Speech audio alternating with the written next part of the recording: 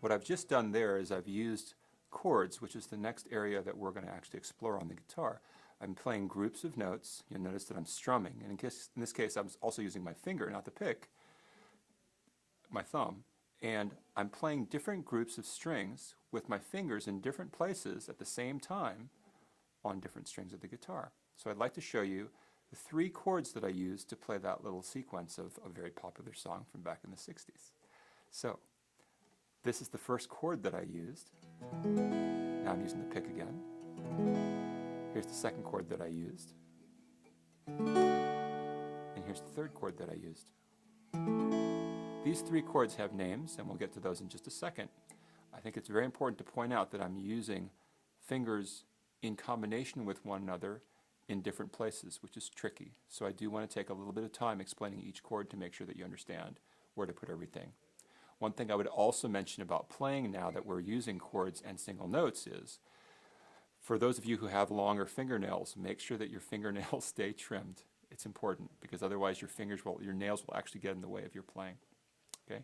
The first chord that we're going to learn is called the E major chord. It's the very first chord that I played in the little bit of the ditty, the song that I was playing.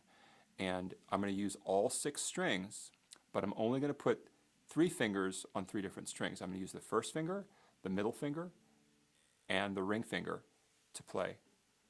And here's how I'll describe this. I'm going to put the middle finger down first on the A string, which is the 5th string, 2nd fret. I'm going to put the ring finger down next, right underneath it on the 4th string, the D string, 2nd fret. And I'm going to put the first finger down last on the G string, the 3rd string, 1st fret. I'll do that one more time. Middle finger, 2nd fret of the A string, 5th string.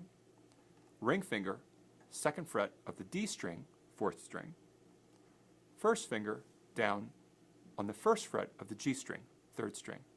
You'll notice also that my fingers are all curled here. I'm not touching any other strings, because if I touch those strings, the strings will most likely buzz. So here's a slow strum across the E major chord.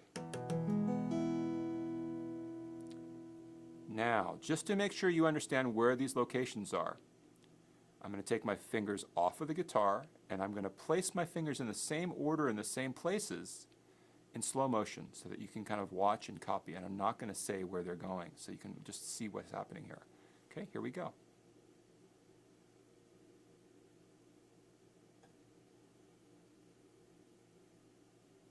And now I'll play.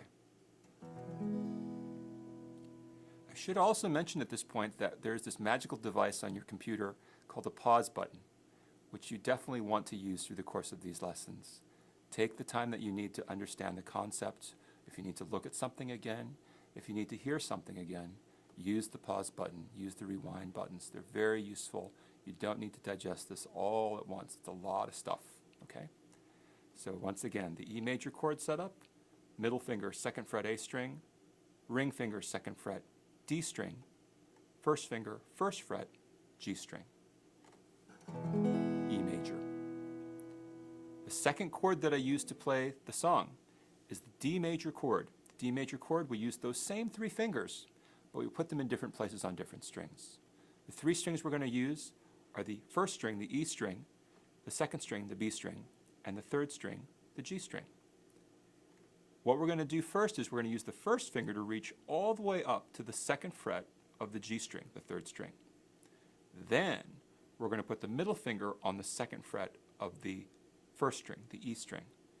And then, this is a little tricky, we're going to use the ring finger to go onto the 3rd fret of the B string, the string in between the 2nd string. Those 3 fingers, we'll do that again. 1st finger, 2nd fret, 3rd string. Middle finger, 2nd fret, 1st string. Ring finger, 3rd fret, 2nd string. We're only going to strum 1, 2, 3, 4 strings for this chord, and here's how it sounds.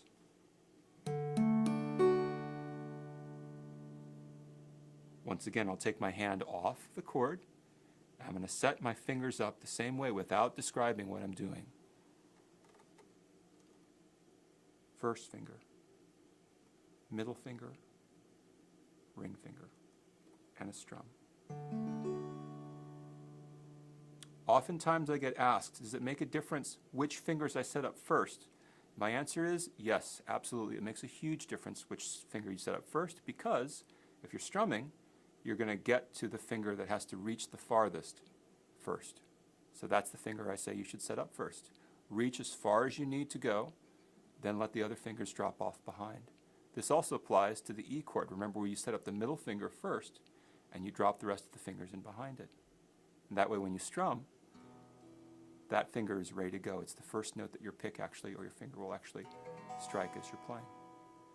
A lot of people try to set up the chords backwards, and it takes a lot more time. So practice setting up the chords in the order that we talk about today. It'll really help your playing. The very last chord that I used in the song is an A major chord. We're going to use these three fingers this time. We use the middle finger, the ring finger, and the pinky. And we're going to use 3 different strings to place those fingers on. We're going to put the middle finger up first, almost like we're playing our E major chord, but instead of going to the A string, we're going to go to the D string, 2nd fret. This chord actually is pretty easy to play, because once you set up that first finger, or that middle finger, you simply put the ring finger in on the string underneath it, which is the 3rd string, G string, and you put that pinky, it's a little bit of a tight fit, on the B string, 2nd fret of the B string. They all fall in on the 2nd fret, 2nd fret, 2nd fret of the D string, the G string, and the B string. And they have to be curled here. You don't want, again, them to touch any other strings. And now we pluck 5 strings. We pluck 1, 2, 3, 4, all 5 of these strings, but we actually don't pluck the low E string. I'll do that again. I'll reset the hand. Slow motion here. Middle finger, 2nd fret, D string. Ring finger, 2nd fret, G string. Pinky, 2nd fret, B string. And then we strum 5 strings of 6. And last time here, I won't say anything. We'll just set up the fingers as they go along. Here we go.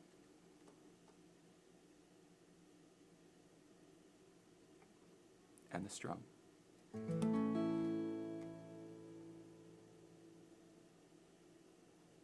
Okay, last thing worth mentioning here before we actually start strumming through the song pattern is, I get this question fairly often. Do I need to use these 3 fingers, or these 3 fingers, or these 3 fingers to make the chord? Can I just use fingers that are comfortable? And the answer is, you can use whichever fingers you want. It makes not that much of a difference if you're getting to your chords in time and easily and without any discomfort or pain as you're playing. I find these fingerings are very, very comfortable for my hand. Your hand may be a slightly different shape, longer, shorter fingers, stronger, weaker fingers. Experiment, see what works best for you as you play. Okay, so again, here's the E major chord. All 3 fingers set, we strum. The D major chord, remember this is just 4 strings that you strum here. Set up the hand, and we strum. And the A major chord, 3 fingers, all on the 2nd fret, and we strum. What I was doing to play the song is, I was simply strumming each chord twice. Now that seems like a very simple thing to do, and in fact it is, but when it's time to move the chord, you'll see, wow, wait a minute, this is a whole different universe. I have to move all of my fingers in concert with one another at the same time, and I have to get them there quickly. So let's just try this out. Set up your E chord. We'll give it 2 strums. We're going to go to the D chord. You'll remember it's right here. Remember, use that pause button if you need it. We'll strum it once. We'll set up the A chord. This is the 3rd chord that we did. Strum it once. And then we'll go back and play the E chord twice. Now, if I put those in sequence, if I go back to back with that order, here's what I get. Slow motion. Twice with the E. Once with the D. Once with the A. And back around to twice with the E. Back to the D once. Back to the A once. Now, I'm going to speed this up just slightly so you hear how it fits back into the song that I was playing earlier. E twice, D, A, E twice, D, A. Now, I'm going to shut my yap and just play the song. Here we go. And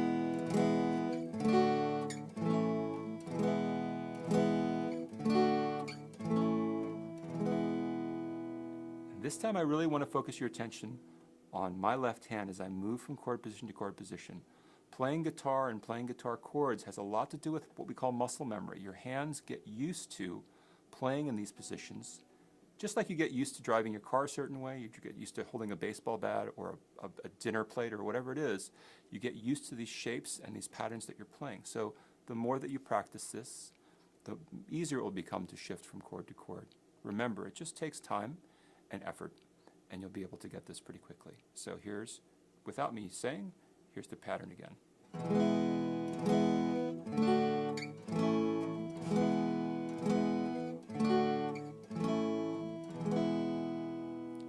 The last thing I want to do with this pattern is I want to actually use a slightly different strum pattern for this.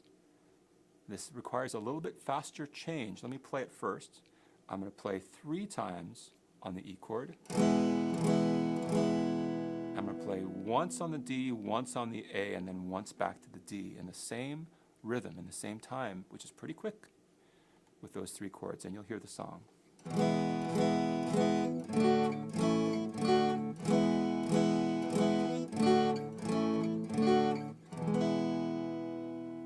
And this time I'm not going to hold anything back. I'll play a little bit more aggressively with the pick and move the chords a bit faster. Here's how it sounds.